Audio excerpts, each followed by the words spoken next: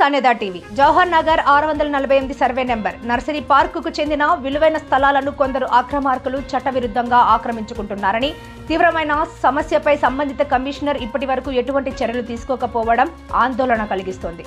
అక్రమ కబ్జాల వల్ల పార్కుకు తీవ్ర నష్టం వాటిల్లుతుందని, భవిష్యత్తులో ప్రజలకు అందుబాటులో ఉండాల్సిన పచ్చదనం కరుమరుగయ్యే ప్రమాదం ఉందని ప్రజలు పేర్కొంటున్నారు.